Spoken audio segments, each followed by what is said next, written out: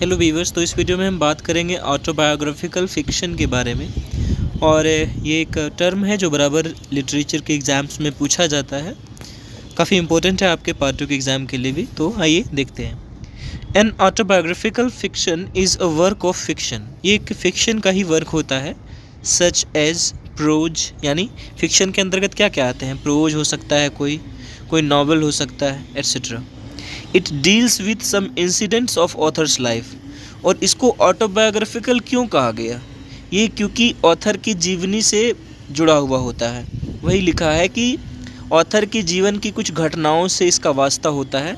It is narrated in the first person narrative technique. और इसको जो नरेट करता है author first person narrative technique की मदद से करता है। The writer introduces himself as one of his characters.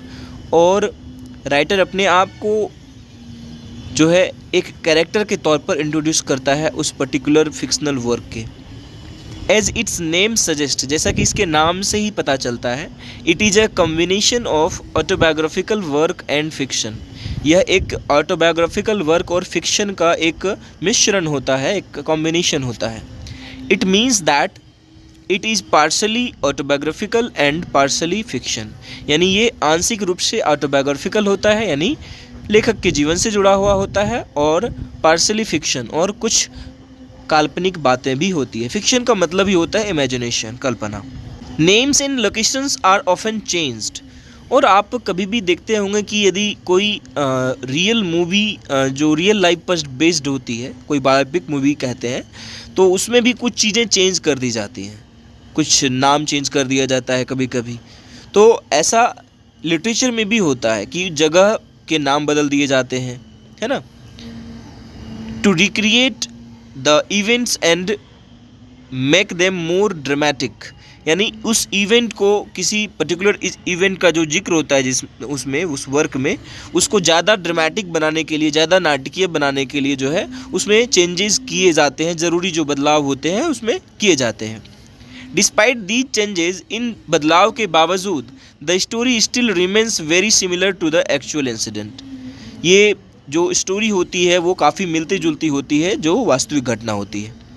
Even the author never pretends to present the exact truth. यहाँ तक कि कभी ऑथर भी यह नहीं बताता कि वो किसी रियल घटना का जिक्र कर रहा है। It is possible that events may be changed. और यह भी संभव है कि उस घटना में बहुत ज़्यादा बदलाव कर दिए जाए, कभी कभी ऐसा भी होता है। और एग्जेजरेटेड फॉर आर्टिस्टिक पर्पसेस, या फिर कलात्मक उद्देश्य से आर्टिस्टिक चेंजेस किए जाते हैं, उसको एग्जेजरेट करके पेश किया जाता है, उसको बहुत ज़्यादा बढ़ा चढ़ा कर पेश किया जाता है। इन दिस कैटेगरी, इस कैटेगरी में novels are very common and popular. Novels की काफ़ी ज़्यादा चर्चा होती है। It is defined on the basis of the appearance of the author in the novel. यह जो नॉवेल में ऑथर का अपीयरेंस होता है उस बात पर आधारित होता है। समटाइम्स, कभी कभी, it is present in a very less extent. यह काफ़ी कम मात्रा में होता है, यानी ज़्यादा उसका जो है रिलेशन नहीं होता है ऑथर के निजी जीवन से। इन दैट केस, इस परिस्थिति में, it is called a semi autobiographical novel. इसे एक सेमी ऑटोबायोग्राफिकल नॉवेल कहा जाता है।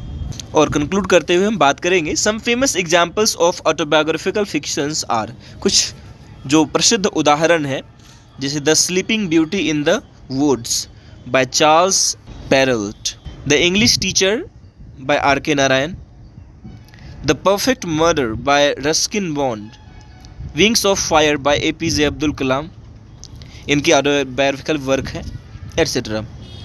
देयरफॉर, इसीलिए वी कैन से दैट, हम कह सकते हैं कि autobiographical fiction is an important genre of literary works. यह एक महत्वपूर्ण जॉनरा है लिटरेरी वर्क्स का।